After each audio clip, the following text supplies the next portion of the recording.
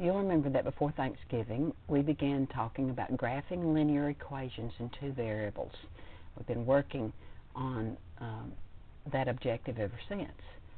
Remember what a graph is. It's a picture of the solutions to an equation, and that a graph shows the relationship between the input and the output. For example, in this picture, I can see that as the input increases,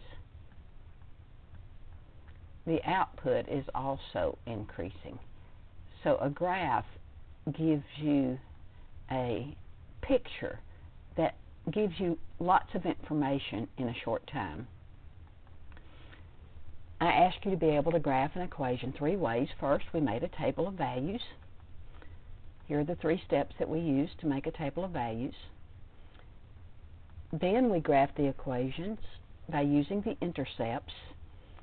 We calculated the x-intercept, we calculated the y-intercept, and then we simply plotted those points on a graph and connected them. Here's an example of that.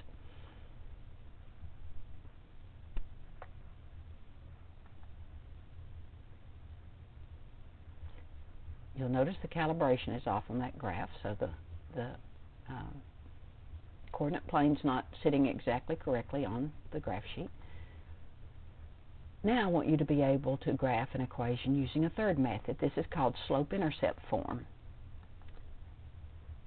I do not want you to use any of the three methods for the special lines. For example, if you see the line x equals 3, notice it doesn't have a y in it, or a y doesn't appear in the equation, then you know this is a special line. An x line is a vertical line. You can remember that because the x-axis is horizontal. An x-line is vertical. They're just opposite. You can know it by looking at the data, because notice in your data that all the x's are the same number. So what's the pattern for this line? The pattern is that the x's always have to be -3. So I don't want you to have to use any of the three methods that we've talked about to graph an x-line. I don't want you to use any of the three methods we've talked about to graph a y-line. Now, you'll recognize a y-line because notice there's no x in the equation, at least there doesn't appear to be one. Here you'll notice the pattern is that all the y's are the same number. If all the y's are the same number, the graph is a horizontal line. You can remember that because the y-axis is vertical, but a y-line is just the opposite, it's horizontal. So we don't need to use those three methods to graph x-lines or y-lines because they're easy to graph. We don't need to follow a lot of steps to graph those lines. However, most lines look like this. Most lines either slant up to the right or they slant up to the left. Notice here we see a pattern. Notice that the inputs all go up by 1. Here, notice that the outputs go up by 2. Notice here the inputs are going up by 1. Notice the outputs are going down by 3. So there's a pattern here. In the first column, notice I have 5 equations. Notice they're all written in y equals form. Every equation has been solved for y. There's only one that's a special line. All the rest are slanted lines. In the second column, I've already calculated the slopes for these lines. In the third column, I've already calculated the y-intercept. I want you to notice some patterns. Notice that the slope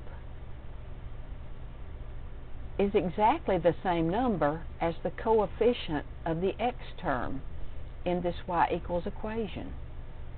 Notice that the y-intercept, now remember the y-intercept is a point on the y-axis, so the x-coordinate of the y-intercept is always 0. But notice that the y value here is always the same number as the constant over here in the equations that are solved for y. Because of that, we call y equals mx plus b slope-intercept form. If you will just take an equation and solve it for y on the left, on the right, if you'll just put your x term first and your constant second, then the equation is in what we call slope-intercept form. Notice the coefficient of the x is called m, because that number is always going to be the slope. Now we call the constant b just because that's a good variable to use, one that we don't use very often. The b always indicates to you the y-intercept. Let me give you an example. Okay. If I ask you to graph a line using slope-intercept form, notice that this line is already in slope-intercept form. The y is on the left, on the right we have the x term and then the constant. So I can just look at this equation and I can see the slope, because the slope is whatever the coefficient of the x is. Now notice 2 as a fraction is 2 over 1, and I want to write it as a fraction because slope is a fraction. It's rise over run. Notice that the b here is -1, so I know the y-intercept is the point 0, -1. So how do you graph an equation using the slope and the y-intercept? Well, normally we talk about the fact that we need to know 2 points in order to graph a line. Here, if you know the y-intercept, you know 1 point. But notice that we also have transportation. Slope is transportation. Slope is not a point. It's not a location, but it tells you how to get to another location. It's like a Cadillac. So I'm going to go to the one location that I do have, then I'm going to use my slope to get to another point. So I'm going to, since the slope is 2 over 1, slope is rise over run, I'm going to rise 2, run 1, and get another point. You could also drop 2 and go 1 left, because to have a slope of +2, either the slope was +2 over +1, which is indicated here at the top, because notice both my moves have been positive. I went up and I went right. Or you could have a -2 over a -1, because a -2 divided by a -1, when you're dividing, if the signs are alike, the answer is positive. So the slope could have been -2 over -1, and it would still give a slope of +2. So notice here, I made 2 negative moves. I went down 2 and left 1.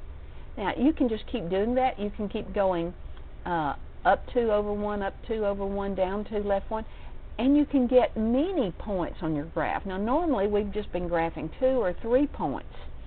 So slope-intercept form is probably the most precise method for graphing a line, because in a short time you can get many points and you can graph your line.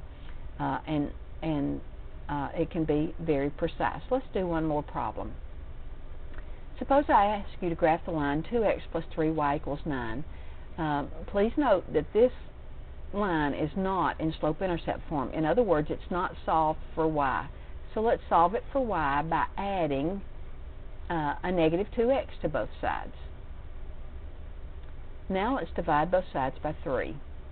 So now my equation is in slope-intercept form, so now all I have to do is look at what's in front of the x to get the slope, and then look at the constant to get the y-intercept. Now I simply graph the y-intercept, and notice the calibration is off a little bit, so let me move that line over just a little bit and move this one down. On the next screen it will still be out of place. Alright, now if the slope is -2/3, think about how could the slope be -2/3. Well, the line must slant upward and to the left, so I want to keep that in mind. But to get a negative slope, either the top number had to have been negative, or the bottom number had to have been negative. Because when you divide, if the signs are different, the answer is negative.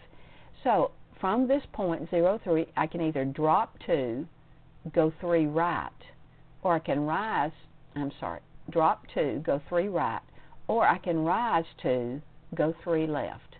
Either way, I can plot and graph my line.